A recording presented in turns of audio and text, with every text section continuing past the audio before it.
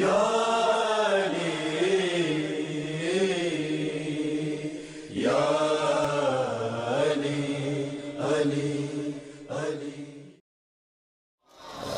علی محمد وآل محمد وعجل فرجه. اعوذ باللہ من الشیطان الرجیم. بسم اللہ الرحمن الرحیم. الحمد للہ رب العالمین والصلاة والسلام علی سید الانبیاء والمرسلین حبیب الہ العالمین ابی القاسم محمد.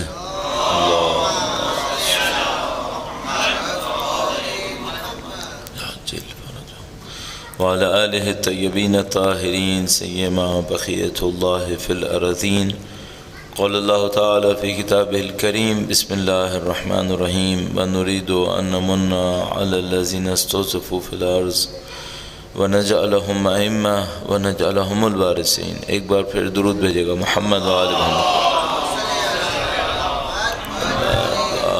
محمد وعجل فرجهم.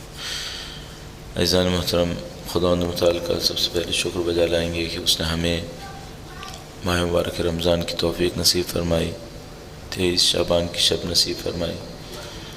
نہیں معلوم خداوند متعال کے نظام نے اس شب قدر کے صدقے میں اگلے سال کے لیے ہماری کیا تجویز کیا، اس امید کے ساتھ کہ انشاءاللہ ہماری قلیل حقیر عبادات کو خداوند متعال اپنی بارگاہ میں قبول فرمائے اور ان دعاؤں کے صدقے میں اپنے لطف و کرم، اپنی عنایت کے صدقے میں ہمیں اگلا سال اطاعت اور فرما برداری کا سال نصیب فرمائے انشاءاللہ. انشاءاللہ خداوند متعال اسی سال میں وقت کے امام کے ظہور کا دن دیکھنا نصیب فرمائے انشاءاللہ. ایک بار پھر امام کے ظہور کی تعجیل کے لیے درود بھیجیں محمد و آل محمد. صلی علی محمد و آل محمد وعجل فرجه. آج 23 ماہ مبارک رمضان کی 23ویں تاریخ اور یہ دن اپنے اختتام کی طرف ہے. ہم ماہ مبارک رمضان کو اس عنوان سے دیکھتے ہیں کہ سال میں ایک موقع آتا ہے، 30 دن آتا ہے، اور اس 29 یا 30 دن کے بعد پھر جو دوبارہ ماہ مبارک رمضان آئے گا تو 11 مہینے کے بعد 330 دن کے بعد آئے گا. اس 30 دن میں کیا ہونا ہوتا ہے جو 330 دن تک باقی رہے؟ کیا ہوگا؟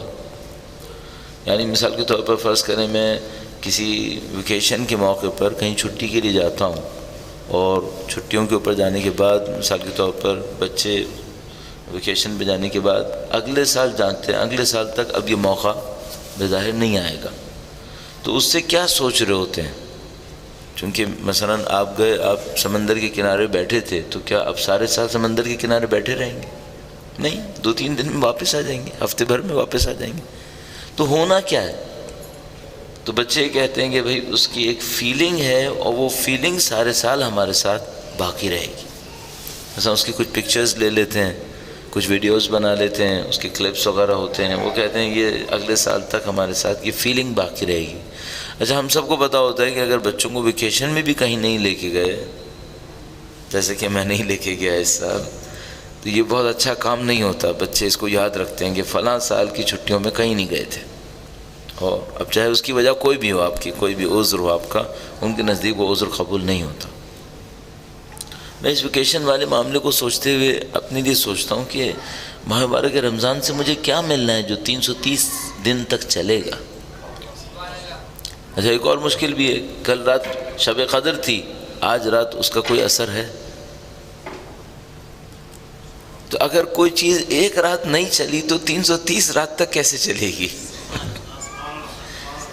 ہوگا کیا؟ اچھا، آج تو 23واں دن ہے، یہ 7 دن کے بعد سب ختم ہو جائے گا. 7 دن کے بعد سب برابر ہو گیا، معاملہ ختم، ماہ مبارک رمضان ختم، آپ اپنے گھر، ہم اپنے گھر. ہونا کیا ہے پھر؟ تو ہمیں یہ سمجھ میں آتا ہے کہ اچھا اس میں کچھ تو ایسا ہوگا کہ جو سارے سال چلنا ہو. وہ کیا چیزیں ہیں ان کی طرف میں پوائنٹ آؤٹ کرنا چاہ رہا ہوں تاکہ اس کی طرف ہم توجہ دے دیں. اس سے پہلے یہ ماہ مبارک رمضان ختم ہو، ہم کسی نتیجے تک پہنچ جائیں اور وہ چیزیں ہمارے ہاتھ میں آ جائیں جو در حقیقت پورے سال تک چلنی ہے. درود بھیجے گا محمد و آل محمد. صلی علی محمد و آل محمد وعجل فرجهم. جیسے ہم لوگ جو 5-10 دن کے لیے کسی جگہ پہ جاتے ہیں تبلیغ کے لیے، سمجھ لیجیے درس دینے کے لیے، ہماری خواہش یہ ہوتی ہے کہ یہ جو اثر ہمارا ہو یہ بھی 10 دن نہ رہے، ہمارا اثر بھی بعد تک رہے۔ اچھا کیوں ہم اثر بعد تک دیکھنا چاہتے ہیں؟ بالکل ایسی جیسے اگر مجھ سے کوئی کہے کہ بھئی تم 10 دن کا ثواب کما کے یہاں سے جانا چاہتے ہو یا سال بھر کا، تو میں کہوں گا میں سال بھر کا سوال کما کے جاؤں گا، ایسے تھوڑی کہ میں 10 دن کا کما کے چلا جاؤں گا۔ مجھے ایک اچھے انویسٹر کی طرح پلاننگ کرنی چاہیے جس کے پاس کیپٹل کم ہوتا ہے لیکن ریٹرن زیادہ چاہتا ہے۔ تو میرا کیپٹل 10 دن ہے لیکن مجھے ریٹرن پورے سال چاہیے، تو میں کیا کروں گا؟ میں یہ کروں گا کہ جو میرے آڈینس ہیں ان کے اندر کوئی ایسی ترکیب بناؤں، کوئی ایسی تبدیلی ڈالوں کہ میرے جانے کے بعد بھی اس کا اثر چلتا رہے، پھر اس کا ثواب مجھے ملتا رہے گا۔ اچھا ماہ مبارک رمضان کے ساتھ بھی یہی ہونا ہے۔ ماہ مبارک رمضان نے ہمارے بیہیویئر کے اندر، ہمارے ایٹیٹیوڈ کے اندر کوئی ایسی چینج کریٹ کرنی ہے کہ 1 سال تک اس کا امپیکٹ رہے۔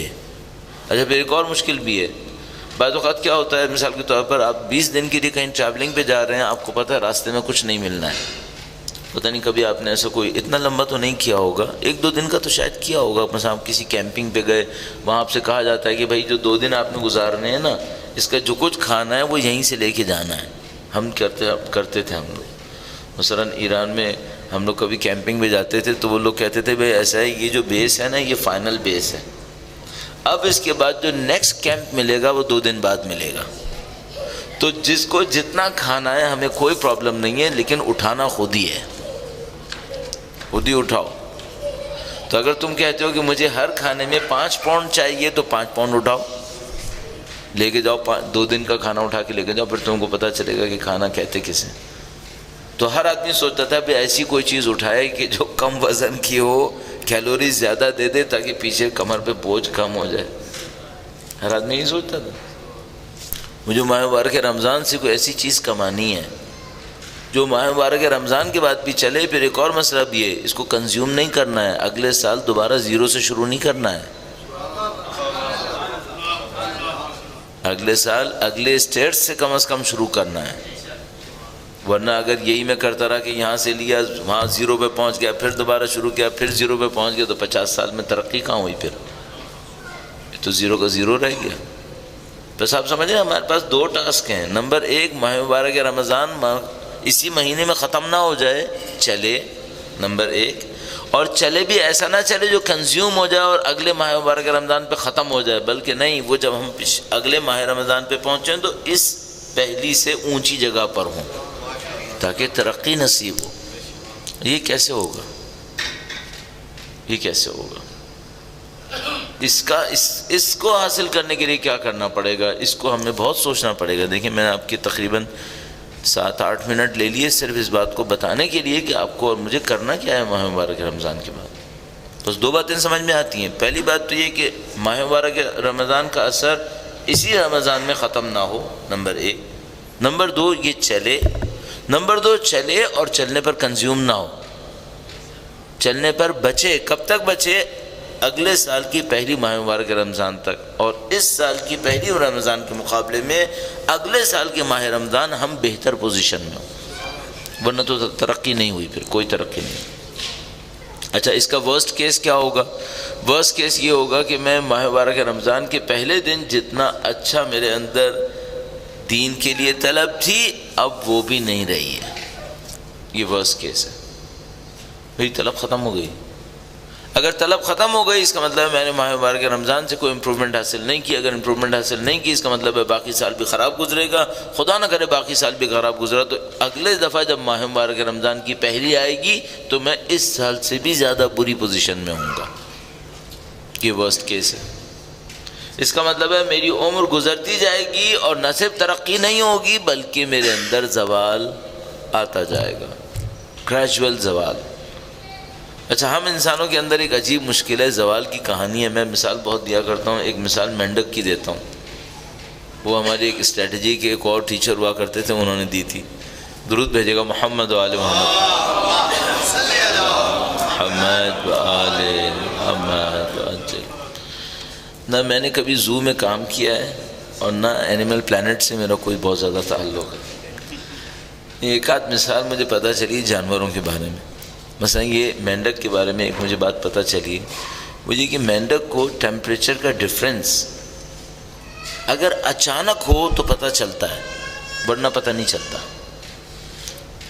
ہم انسان بھی تھوڑے بہت مینڈک کی طرح ہیں ٹیمپریچر کے معاملے میں، لیکن پھر بھی ہمیں کچھ پتہ چل جاتا ہے۔ میں آپ کو دو مثال دیتا ہوں۔ مثلا مجھے یاد ہے بچپن سے ہم لوگ سائنس کی بکس میں ایک ایکسپیریمنٹ پڑھا کرتے تھے، وہ چھوٹا سا بات لکھی ہوتی تھی ٹیمپریچر کے ڈفرینس کو بتانے کے لیے، کہتے تھے پہلے آپ ٹھنڈے پانی میں ہاتھ ڈالیں، آپ کا ہاتھ ٹھنڈا ہو جائے گا، پھر اس کو اچانک گرم پانی میں ڈال دیں، کیا فیل ہوا آپ کو؟ تو آپ کہیں گے مجھے زیادہ گرم فیل ہوا، جبکہ اگر نارمل سے اس میں ڈالتے تو اتنا گرم فیل نہیں ہوتا۔ تو کہتے ہیں کہ ہمارے ہاتھ جو ہیں، ہماری جو سینسز ہیں ٹیمپریچر کو ریسیو کرنے کے لیے اتنی کوئک نہیں ہے، اتنا اچھے نہیں ہیں۔ اگر آپ ایک تھرمامیٹر لیں گے تو اس کے مقابلے میں زیادہ ایکوریٹ ہوں گے آپ، چونکہ آپ کی فیلنگز جو ہیں وہ آپ کو اتنا اچھا ساتھ نہیں دیتی بعض اوقات۔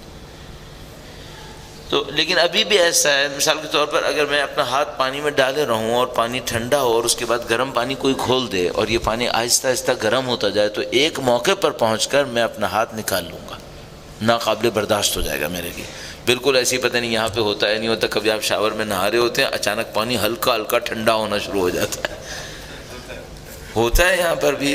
تو ہم سمجھتے صرف پاکستان میں ہوتا ہے، یہاں پر بھی ہوتا ہے۔ تو اب جناب وہ اچانک ٹھنڈا ہوتا ہے، باہر آ جاتے ہیں، لیکن مینڈک یہ نہیں کر سکتا، مینڈک یہ نہیں کر سکتا۔ اگر آپ کسی مینڈک کو گرم پانی میں ڈالیں، ہلکے گرم پانی میں، اور نیچے سے پانی کو گریجولی ابالتے رہیں، گرم کرتے رہیں، یہ مینڈک گرم پانی میں ابل کے مر جاتا ہے، اس کو پتہ نہیں چلتا۔ گرم پانی میں ابل کے مر جاتا ہے، مینڈک کو پتہ نہیں چلتا۔ اب میں آپ کی خدمت میں عرض کروں، کلچر کے اعتبار سے قومیں ایسی ہیں، کلچر کے اعتبار سے قومیں ایسی ہیں، یہ گندے پانی میں ابل کے مر جاتی ہیں، ان کو پتہ ہی نہیں چلتا، مر جاتی ہیں۔ ابھی آج صبح یا کل صبح میں ڈان چونکہ میرے گھر پہ ڈان اخبار آتا ہے، میں اسے پڑھا کرتا ہوں، میری عادت پڑ گئی، تو جب میں باہر جاتا ہوں تو اس کا ای پیپر ویب سائٹ پہ پڑھتا ہوں۔ تو میں اس کا ای پیپر پڑھ رہا تھا، تو ڈان کے اندر ایک کالم آتا ہے 50 سال پہلے، ایگزیکٹلی 50 ایئرز بیک کیا ہوا تھا، ان کا اخبار چلتا تھا تو وہ پچھلے والے سے نکال کے لگاتے ہیں اس کے اندر۔ تو اس میں پڑھ رہا تھا 1964 میں اس ٹائم پر ٹیلی ویژن آیا تھا، 1964 میں ان دنوں میں ٹیلی ویژن آیا تھا، اس کی براڈ کاسٹ پہلے لاہور اور ڈھاکہ سے شروع ہوئی تھی، اور کراچی کے بارے میں ایکسپیریمنٹل بیسس پہ کرنے کے بعد انہوں نے کہا تھا اس کو بھی کچھ کریں گے۔ ایک جاپنیز کمپنی کو ٹھیکہ دیا گیا تھا جس نے اس کام کا کوئی پیسہ نہیں لیا تھا، خدمت خلق کی خاطر اس نے ٹیلی ویژن ہمیں دے دیا تھا، کوئی پیسہ نہیں لیا تھا اس نے، اور کہا کہ ہم آپ کو یوں ہی دے دیتے ہیں، پسند آئے تو لے لینا، نہیں پسند آئے کوئی بات نہیں، ہمارے پیسے ضائع۔ ان کو پتا تھا کہ افیون کہیں سے تو لگانی ہے نا۔ اچھا جب ٹی وی آیا تھا تو اتنا وحشت ناک تھا جتنا ابھی ہے نہیں، ہم گندے پانی میں ابل گئے اور مر گئے اور ہمیں پتہ ہی نہیں چلا، سب کے ساتھ ایسا ہی ہوا ہے۔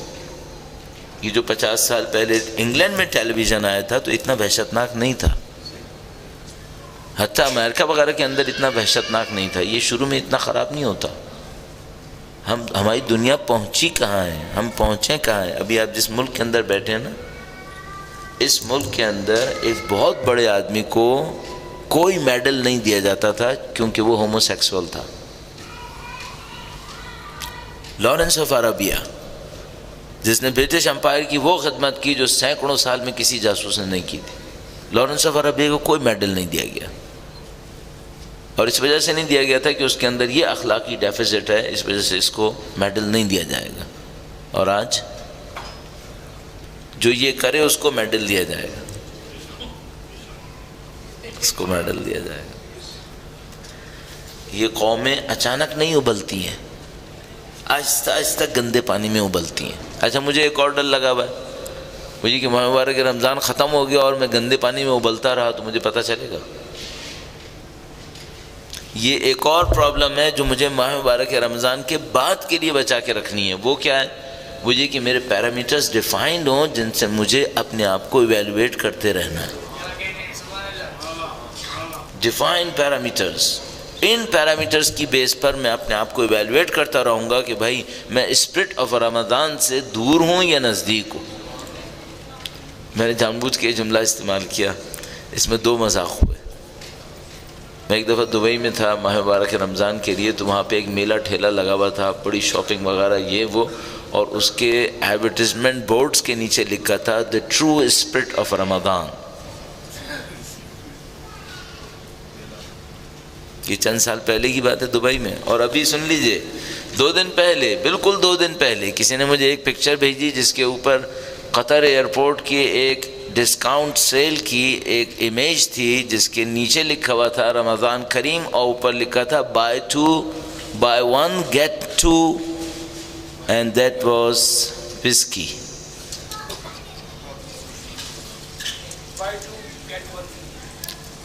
وہ آپ نے زیادہ غور سے دیکھا ہوگا، میں تھوڑا ایسے ہی چلتے چلتے دیکھا. یہ میری غلطی ہے، مجھے غور سے دیکھنا چاہیے کہ بھئی کیا لکھا ہوا ہے، لیکن یہ ہوتا ہے بعض وقت. ایک پروموشن لگی ہوئی تھی، رمضان کریم نیچے لکھا ہوا تھا، یا تو buy 2 get 1 free تھا، یا پتہ نہیں ایک خریدو دوسرا مفت میں مل جائے گا کیا تھا، لیکن بہرحال ایسی ایک مصیبت تھی. اور نیچے لکھا تھا رمضان کریم. یہ تو ٹرو اسپرٹ آف رمضان سے بھی برا ہو گیا نا.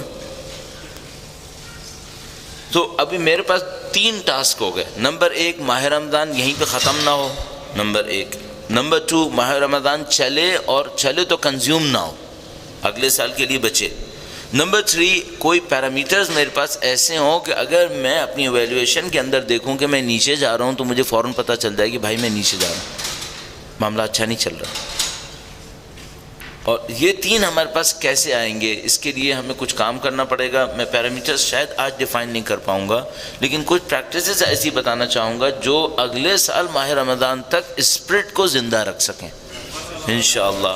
انشاءاللہ درود بھیجے گا محمد و آل محمد، صلی علی محمد و آل محمد. ایک بادشاہ تھا، جیسے داستانوں میں ہوتے ہیں نا بادشاہ اور وزیری ہوتے ہیں. چونکہ یہ جو کچھ بھی تھا یہ بہرحال عقل مندی کی باتیں لگتا ہے پہلے والوں کو رہ گئی. آج کے پرائم منسٹرز کے پاس ایسا کوئی ٹائم نہیں ہوتا کہ وہ کوئی ایسی بات کر سکیں. اس ٹائپ کا ایک بادشاہ سا تھا. اس نے اپنے وزیر سے کچھ کہا مجھے نصیحت کرو. ایکچولی ایک خلیفہ تھا، عباسی خلیفہ. اس نے اپنے زمانے کے ایک عالم سے کہا مجھے نصیحت کرو. تو اس عالم نے نصیحت کرنے سے پہلے ایک جملہ پوچھا، مجھے وہ جملہ بہت اچھا لگتا ہے. اس نے کہا کہ یہ بتاؤ پڑھے سے نصیحت کروں یا دیکھے سے نصیحت کروں؟ پڑھے سے نصیحت کروں یا دیکھے سے نصیحت کروں؟ تو خلیفہ نے کہا کہ دیکھے سے نصیحت کرو جس کا اثر زیادہ ہے. خلیفہ نے کہا دیکھے سے نصیحت کرو جس کا اثر زیادہ ہے. تو اب میں آپ سے ایک بات پوچھتا ہوں، وہ بتاؤں جو صرف پڑھا ہے یا وہ بتاؤں جو کیا بھی ہے؟ تو آپ یقیناً کہیں گے وہ بتاؤ جو کیا بھی ہے، تاکہ اس کا پتہ تو چلے کہ بھئی ہوا بھی تو ہے پہلے، اس کا اثر کیا ہوا. تو میں آپ کو 2-3 پریکٹسز بتاؤں جو کیا بھی ہے، اور جب بھی کیا ہے فائدہ ہوا ہے تو وہ آپ کو بھی انشاءاللہ فائدہ ہوگا انشاءاللہ اس کا. درود بھیجے گا محمد و آل محمد، محمد و آل محمد. ماہ مبارک رمضان سے لے کر اگلے ماہ مبارک رمضان تک ایک پریکٹس دے دیتا ہوں، اور یہی آپ کا پہلا پیرامیٹر بھی بن سکے گا. ایویلویشن کا پہلا پیرامیٹر یہی بن سکتا ہے. وہ کیا ہے؟ پوری توجہ دیں کہ آپ کی نماز میں توجہ کیسے بڑھے گی. پوری آپ اپنی فوکس، اٹینشن جتنا آپ کے اندر ہے اس کے اوپر لے آئیے کہ آپ کی اور میری نماز میں توجہ کیسے بڑھے گی. مثلا میں اور آپ مغرب کی نماز فرض کر لیجئے، 3 رکعت نماز مغرب کی ہم نے 5 منٹ میں پڑھنی ہے. 5 منٹ میں پڑھ لیتے ہیں ہم لوگ معمولاً گھروں کے اندر جب پڑھ لیتے ہیں. جماعت میں ذرا ہلکا پڑھتے ہیں، گھر میں ذرا سا تیز پڑھ لیتے ہیں. یہ جو 5 منٹ میں ہم نماز پڑھتے ہیں کتنی دیر اس میں توجہ دے پاتے ہیں؟ کتنے منٹس؟ 5 منٹ میں سے بھی.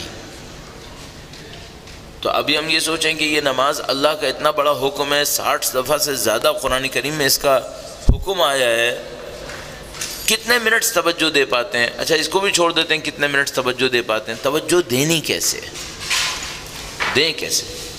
دو کام کر لیں توجہ دینے کے لیے۔ پہلا کام یہ کر لیں کہ یہ سوچیں کس کے سامنے کھڑے ہیں، اس کو بار بار سوچتے رہیں، ٹھیک ہے؟ پہلا کام یہ کر لیں، آپ نماز شروع کرنے لگیں، جیسے آپ تکبیرۃ الاحرام کہنے والے ہیں یا مثال کے طور پر قیام کے اندر ہیں، کہیں پر بھی ہیں نماز کے اندر، جتنا ممکن ہے اس بات کو سوچتے رہیں کس کے سامنے کھڑے ہیں، کس کے سامنے کھڑے ہیں؟ اسی کے سامنے کھڑے ہیں جس کے سامنے میدان حشر میں کھڑا ہونا ہے، اسی کے سامنے کھڑے ہیں جو قبر میں حساب لے گا، اسی کے سامنے کھڑے ہیں جس کے ہاتھ میں سب کچھ ہے، دنیا اور آخرت کی ہر چیز اسی کے پاس ہے، سب کچھ اسی کے ہاتھ میں ہے، اس کے سامنے کھڑے ہیں۔ اچھا مثال کے طور پر میں خدا کے سامنے کھڑا ہوں اور میں اپنی کسی فرض کر لیں بزنس کے بارے میں سوچ رہا ہوں، تو اس بزنس میں کامیابی کس نے دینی ہے؟ اسی نے دینی ہے۔ تو تمہیں بزنس بھی چمکانا ہے تو اس کے سامنے کچھ کرو، ورنہ بزنس بھی ڈوب جائے گا۔ اچھا ایک قانون میں آپ کی خدمت میں عرض کرتا چلوں، قانون یہ ہے کہ جس چیز کو آپ خدا کے مقابلے میں ترجیح دیں گے وہ چیز بے عزتی دے دے گی، جس چیز کو خدا کے مقابلے میں پریفرنس دیں گے وہ چیز آپ کو بے عزتی دے گی، وہاں سے عزت نہیں آتی، زندگی تنگ ہو جائے گی۔ مثلا میں نماز پڑھنا چاہتا ہوں، اچانک میرا بزنس بیچ میں رکاوٹ بن رہا ہے، میں بزنس کی خاطر نماز کو دیر کیے جا رہا ہوں، اب بزنس سے عزت ملے گی، بے عزتی ملے گی، اب یہاں سے بے عزتی آنے والی ہے۔ تو میں بعض اوقات بچوں سے کہتا ہوں، فٹ بال کا میچ دیکھ رہا تھا کوئی بچہ میرا، اس کی ٹیم، ظاہر اپنی ٹیم کے لیے مر رہے ہوتے ہیں آج کل کے بچے، تو میں نے اس سے کہا اپنی ٹیم کو جتانا چاہتے ہو یا ہرانا چاہتے ہو؟ کہنے لگا جتانا چاہتا ہوں۔ میں نے کہا بیٹا نماز پڑھ لو ورنہ یہ بھی ہار جائے گی، یہاں پہ نماز کے مقابلے میں مت لاؤ اس کو۔ اچھا ایک اور بات مجھے پتہ ہے، بعض اوقات میں نماز میں خدا کے مقابلے میں کسی چیز سے مجھے خوشی ملنے والی ہوتی ہے، نعوذ باللہ تعالیٰ، جو نہیں مل سکتی لیکن میں سوچ رہا ہوتا ہوں کہ ملنے والی ہے۔ مثلا کسی چیز میں مجھے بہت مزہ آ رہا ہے، کوئی پروگرام دیکھ رہا ہوں جس میں مزہ آ رہا ہے، کسی بندے سے ملا ہوں جس سے بہت مزہ آ رہا ہے، کوئی کتاب پڑھ رہا ہوں جس سے بہت مزہ آ رہا ہے، اب میں دیکھتا ہوں اگر میں خدا کی طرف جاؤں تو یہ مزہ ہاتھ سے نکل جائے گا۔ تو ابھی پھر میں ایک اور بات بتاؤں گا، ہر وہ لذت جس کو خدا کے مقابلے میں لینے کی کوشش کریں گے اس لذت سے کچھ نصیب نہیں ہوگا، وہ لذت بھی جائے گی۔ ہر چیز جو خدا کے مقابلے میں لائیں گے نا اس سے کچھ نہیں ملے گا، اس سے معاملہ خراب ہو جائے گا۔ اور ہماری زندگی میں بہت سارے معاملے اسی وجہ سے خراب ہوتے ہیں کہ ہم اس کو خدا کے مقابلے میں لے آتے ہیں، خدا کے مقابلے میں نہ لائیں، صحیح چلتا رہے گا۔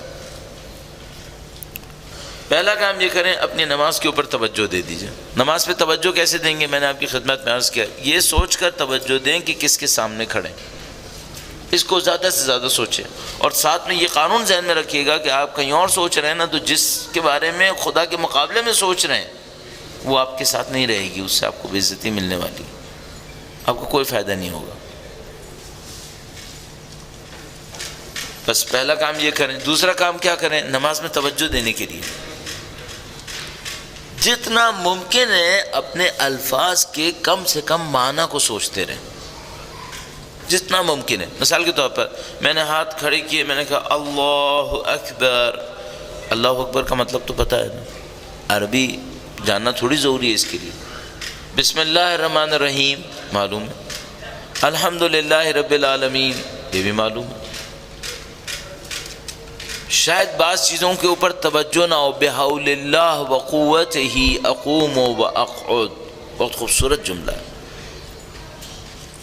اللہ کی مدد سے، اس کی طاقت سے کھڑا ہوتا ہوں اور بیٹھتا ہوں، کتنا خوبصورت جملہ۔ جتنا ممکن ہے نماز کے مفاہیم پر، ترجموں پہ کم از کم توجہ دیتے رہیں۔ مفہوم ایک چیز ہوتی ہے، ٹرانسلیشن ایک اور چیز ہوتی ہے. کانسیپٹس ایک مسئلہ ہے، ٹرانسلیشن ایک اور مسئلہ ہے. چلو اگر کانسیپٹس پہ توجہ نہیں دے سکتے، کم سے کم ٹرانسلیشن پہ تو توجہ دے سکتے ہیں. ٹرانسلیشن پہ توجہ دیں. اچھا یہ بھی میں ابھی آپ کی خدمت میں عرض کروں گا کہ اگر تھوڑی دیر کے لیے توجہ باہر نکل جائے پھر کیا کریں. اس کے لیے ایک ریکمنڈیشن آیت اللہ بہجت کی. چونکہ ہم لوگ یہ کہتے رہتے ہیں نماز پہ توجہ دو، نماز پہ. تو سامنے والا کہتا ہے بھائی میں توجہ دینا چاہتا ہوں، ابھی میں تکبیرہ کہتا ہوں میرا دماغ کہیں اور چلا جاتا ہے، اب اس کے لیے میں کیا کروں. آیت اللہ بہجت نے اس کا ایک سولوشن دیا، وہ میں بھی عرض کروں گا. یہ دو باتیں ہو گئیں. آپ نماز پڑھنے کھڑے ہوئے ہیں، چل پہلے ان کی ریکمنڈیشن عرض کر دوں، شاید ان کے ذکر کے صدقے میں بھی کچھ برکت ملتی ہے. میں نے دیکھا یہ جو بڑے علماء ہیں نا، ان کا نام بھی ذکر کرو تو اس سے برکت ملتی ہے. ان کے روح میں تاثیر ہے کوئی نہ کوئی. انہوں نے اہل بیت کی شاگردی میں اتنا کچھ لے لیا ہوتا ہے، ان کا کوئی نہ کوئی اثر پڑ جاتا ہے. درود بھیجے گا ان کی روح کی بلندی کے لیے بھی اور اپنے اعمال کی قبولیت کے لیے.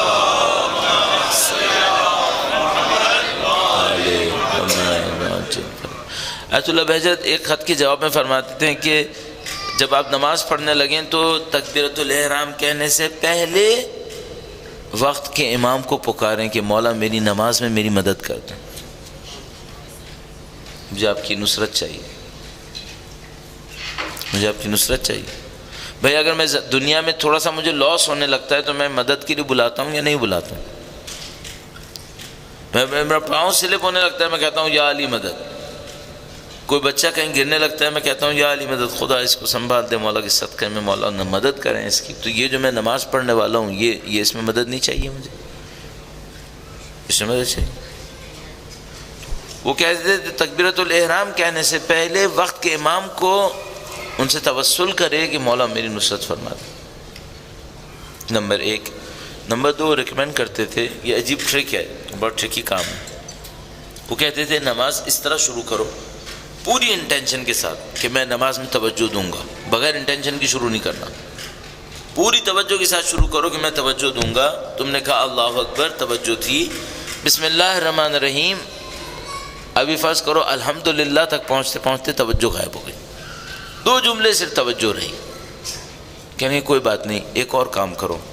جیسے ہی یاد آئے نا کہ میرا دماغ نکل گیا ہے، دوبارہ وہیں پر توجہ کو دوبارہ شروع کرو. وہ کیسے؟ مثلا میں نے شروع کیا بسم اللہ الرحمن الرحیم الحمدللہ رب العالمین، ابھی میں نے اتنا ہی جملہ کیا تھا، کوئی چیز دماغ میں آ گئی، چلا گیا دماغ. پھر دوسری رکعت کے حمد پڑھتے وقت اچانک یاد آیا کہ دیکھو ایک رکعت میں ذہن سے نکل گیا، تو اب کیا کروں؟ اب دوبارہ زیرو سے جیسے شروع کر لیا. میں نہیں کہہ رہا نماز دوبارہ سے شروع کریں، نماز تو وہیں پہ رکھیں گے، توجہ کو دوبارہ سے شروع کریں.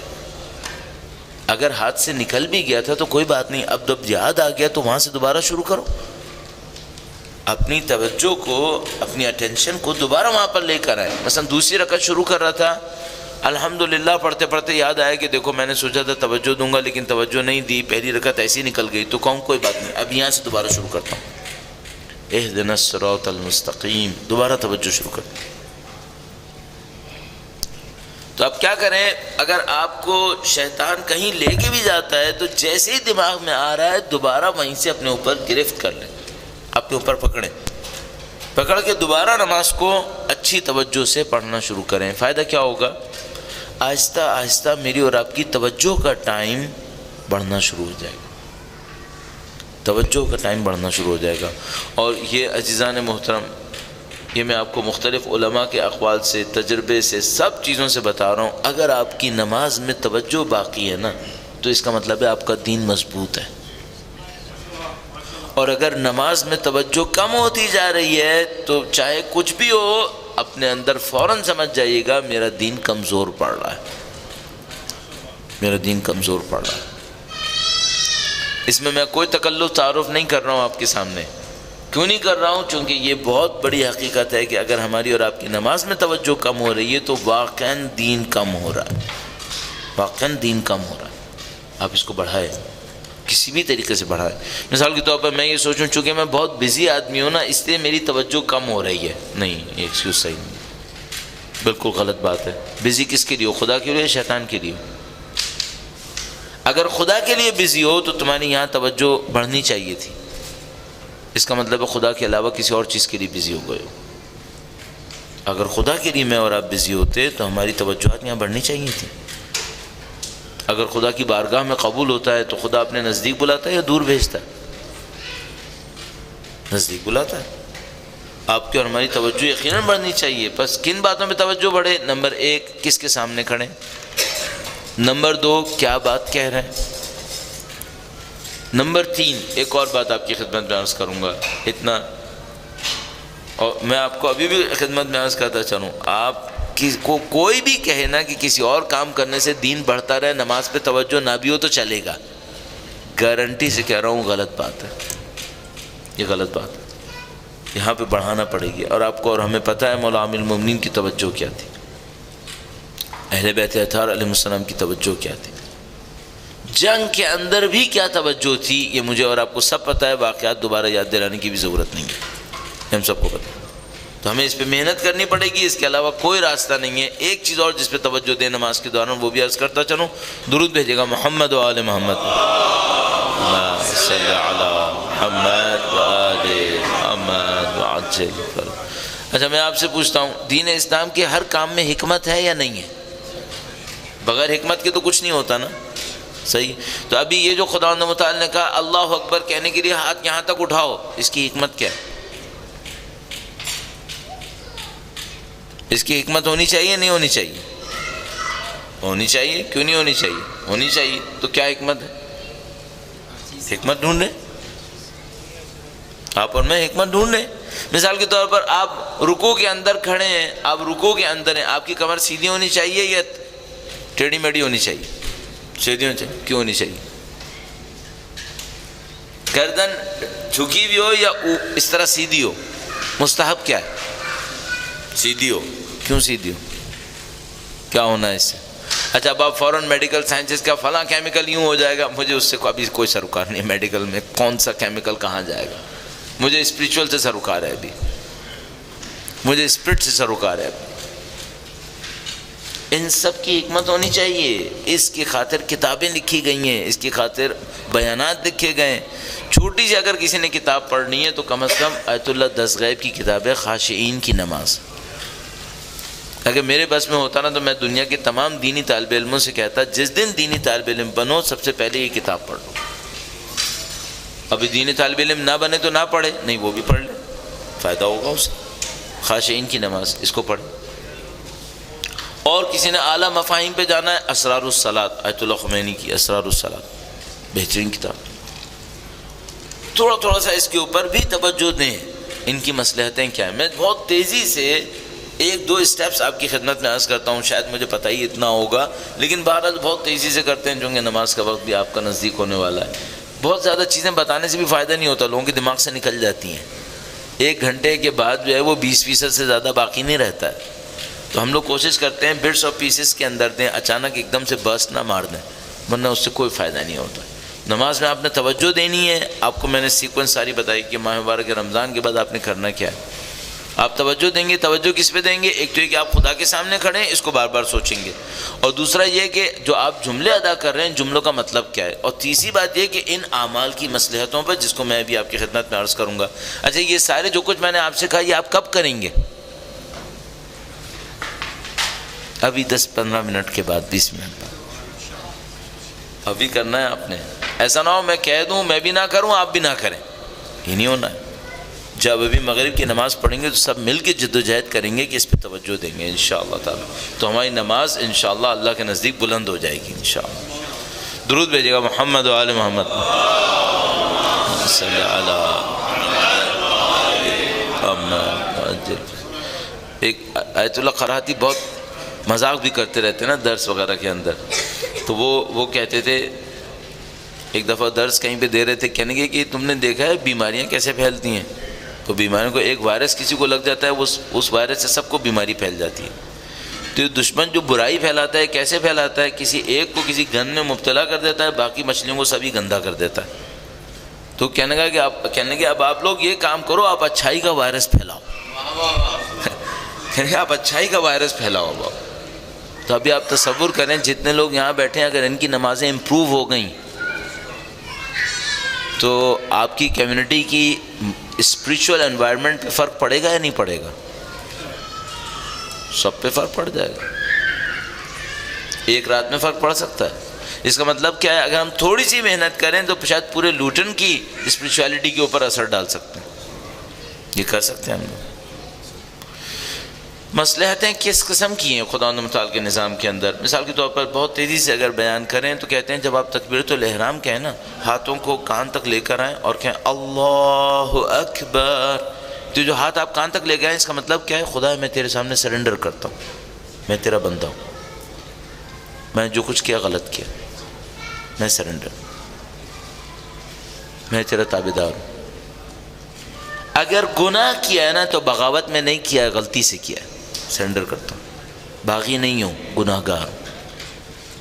ایک دفعہ انسان ریبیلین ہوتا ہے نا، وہ کچھ اور ہوتا ہے، اس کی سزا کچھ اور ہوتی ہے، ایک دفعہ صرف ایک گناہ گار ہوتا ہے۔ تو میں خدا سے کہتا ہوں خدا میں باغی نہیں ہوں، میں گناہ گار ہوں، یہ دیکھ تیرے سامنے سرنڈر کر رہا ہوں، میں کچھ نہیں ہوں۔ اللہ اکبر، خدا متعال کی کبریائی۔ اب ذرا سوچیں کہ ہم نماز میں کتنی دفعہ اللہ اکبر کہتے ہیں؟ ایک دفعہ بھی کبریائی ذہن میں آتی ہے؟ ایک دفعہ بھی خدا کی بڑائی ذہن میں آتی ہے؟ اچھا خدا کی بڑائی کیا ہے؟ خدا کی بڑائی یہ ہے کہ 7 ارب انسانوں کو مائکرو سیکنڈ کے اندر ختم کر سکتا ہے۔ کتنی دیر لگانی ہے اسے؟ قرآن کریم میں ارشاد فرماتا ہے ہم نے جب کسی قوم کو سزا دینی ہوتی ہے تو ہم لشکر نہیں بھیجتے، زمین و آسمان ہمارا لشکر ہے، زمین و آسمان ہمارا لشکر ہے۔ مثال کے طور پر آپ لوگ اور ہم لوگ موویز وغیرہ کے اندر دیکھتے ہیں نا، کوئی آدمی یوں کھڑا ہوتا ہے، اس نے پتہ نہیں کسی نے اس کا تار نکال دیا، ٹھک سے نیچے گر گیا۔ خدا کو تو تار بھی نہیں نکالنا ہے، تار وار کچھ نہیں نکالنا ہے، اس نے صرف ارادہ کرنا ہے یہ کائنات نہ ہو، ختم، غائب، جیسے تھی ہی نہیں اصلا۔ 15 ارب سال سے ہم لوگ بیٹھے ہیں اس کائنات کو لے کے، 15 بلین ایئرز بگ بینگ کے بعد، ختم کرنے میں کتنی دیر لگے گی؟ مائکرو سیکنڈ بھی نہیں لگے گا۔ اس کو بنانے میں مائکرو سیکنڈ نہیں لگا تھا تو ختم کرنے میں کتنی دیر لگے گی؟ بنانے میں مائکرو سیکنڈ نہیں لگا تھا، جب یہ بنی تھی تو کیسے بنی تھی؟ یہ سب لوگ قبول کرتے ہیں کہ یہ جو بگ بینگ میں ایکسپلوژن ہوا تھا، دھماکہ ہوا تھا، کتنی دیر میں ہوا تھا؟ عجیب ہے واقعا، یہ کہتے ہیں 1 ٹریلینتھ آف اے سیکنڈ میں ہوا تھا۔ 1 سیکنڈ کے 1 ٹریلین پیسز کریں اور اس 1 ٹریلینتھ پیس کے 1 ٹریلین پیسز کریں، اس میں یہ دھماکہ ہوا تھا۔ میں تو مائکرو کہا ہے آپ کو، مائکرو تو بہت دور ہو گئی بات، اتنی دیر میں تو خدا پتہ نہیں کتنے 1 ٹریلین بگ بینگ کر چکا ہوتا۔ 1 ٹریلینتھ آف اے سیکنڈ کے اندر پوری دنیا خلق ہوئی ہے، ختم کرنے میں کتنی دیر لگے گی؟ 1 ٹریلینتھ آف اے سیکنڈ۔ یہ کبریائی ہے خدا کی کبریائی ہے۔ اللہ اکبر، خدا کی کبریائی کو سوچے اور کہ خدا تسلیم تیرے سامنے میں کچھ نہیں ہوں، حقیر فقیر ذلیل میں ہی ہوں۔ اس کے بعد جب کھڑے ہوں تو کیسے کھڑے ہوں؟ علماء بیان کرتے ہیں، مستحب ہے ہمارے پاس، عجیب جملہ ہے عزیزان محترم، استاد نے ہمارے ظہر عصر کے درمیان تھوڑا سا درس دیا کرتے تھے، بتایا ایک روایت موجود ہے ہمارے پاس، کہنے ایک روایت موجود ہے، ایک آدمی چھٹے امام کی خدمت میں حاضر ہوا، درود بھیجے گا محمد و آل محمد و امام اس کو کچھ سکھانا چاہتے تھے، امام نے اس سے کہا کھڑے ہو کے 2 رکعت نماز پڑھو۔ اس نے 2 رکعت نماز پڑھی، جب نماز ختم کی تو امام نے کہا تمہیں اتنا عرصہ ہو گیا ہمارے پاس آتے ہوئے 2 رکعت نماز پڑھنی نہیں آتی؟ 2 رکعت نماز پڑھنی نہیں آتی؟ تو یہ کہنے لگا میرا دل چاہا زمین پھٹ جائے میں اندر گھس جاؤں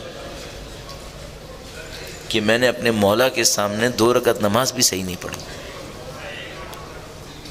یہ قدموں میں گر گیا، کہنے لگا مولا مجھ پہ رحم کریں، مجھے 2 رکعت نماز سکھا دیں۔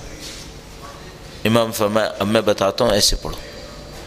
پھر ایک ایک چیز بتائی، فرمایا جب تم قیام کے لیے کھڑے ہو نا تو وہ جب قیام کے لیے کھڑا ہو تو میں کھڑے ہو کے نہیں دکھا سکوں گا، ابھی ہاتھوں کو یوں کر کے کھڑا ہو گیا۔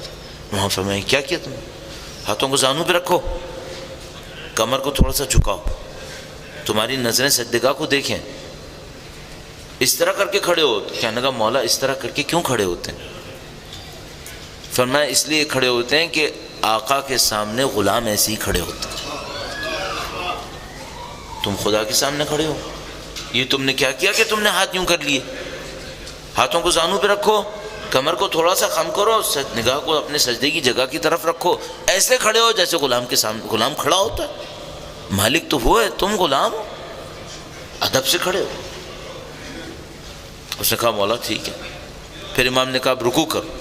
کہنے لگا مولا رکوع کیسے کرو؟ امام نے فرمایا بالکل کمر سیدھی کرو، گردن سیدھی کرو، تمہاری کمر کی سیدھ میں تمہاری گردن ہے، گردن جھکاؤ نہیں، گردن سیدھی رکھو۔ تو اس نے کہا مولا گردن سیدھی کیوں رکھتے ہیں؟ اس طرح کی بات ہوئی۔ اب پریسائسلی شاید یہ نہ کہا ہوگا، امام نے پہلے بتا دیا ہوگا، تو اس نے کہا گردن سیدھی کیوں؟ امام نے فرمایا گردن سیدھی اس لیے رکھو، خدا سے کہو خدا میں تیری راہ میں گردن کٹانے کو تیار ہوں۔ گردن سیدھے رکھو، نیچے نہیں جھکاؤ۔ اچھا نظریں کہاں رکھے؟ کہا نظریں اپنے پاؤں کی طرف رکھو، اپنے قدم کی طرف رکھو۔ پوری نماز کے اندر نظریں جھکائے رکھنی ہے، نظروں کو جھکائے رکھنا ہے۔ بہت بڑے عارف نے کہا تھا میں نے اس پریکٹس سے بہت روحانیت کسب کی ہے، نظروں کو جھکائے رکھو۔ تو کہا رکوع کرو، گردن نکالو، نظریں تمہاری پاؤں کی طرف ہوں، اس طرح ارادہ کرو جیسے خدا میں تیری راہ میں گردن کٹانے کو تیار ہوں۔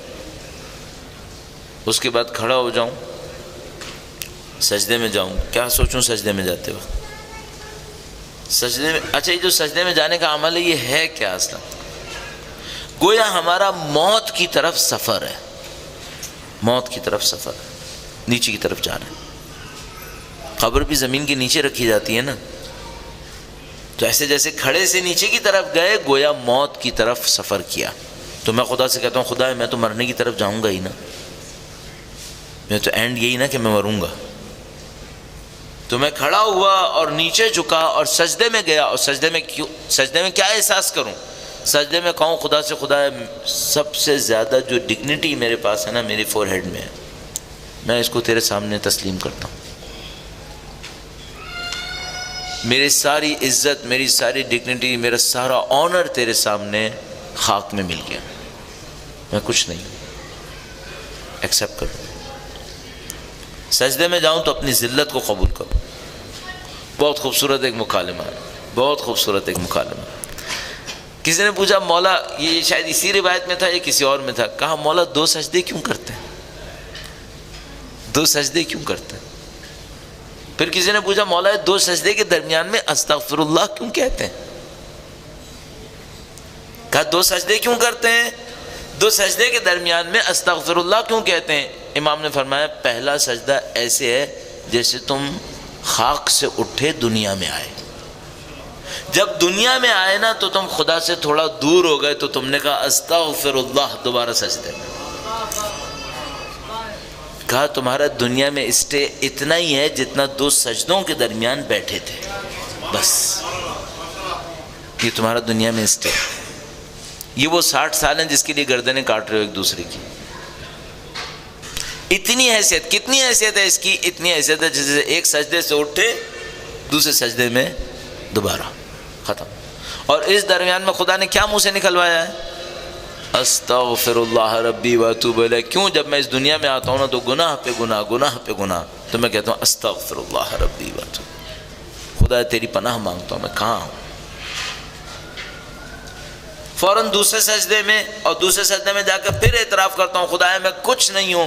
فرمایا جیسے یہ جو پہلا سجدہ ہے نا، جیسے تم مادی دنیا سے نکلے، مادی دنیا میں آئے، استغفر اللہ کا، دوسرے سجدے میں گئے، تو اس نے کہا مولا تو دوسرے سجدے سے سر اٹھائے، یہ کیسا ہے؟ فرمایا یہ ایسے ہی ہے جیسے اب میدان حشر میں اٹھے ہو، اور میدان حشر میں اٹھنے کے بعد میں فوراً کیا کہوں؟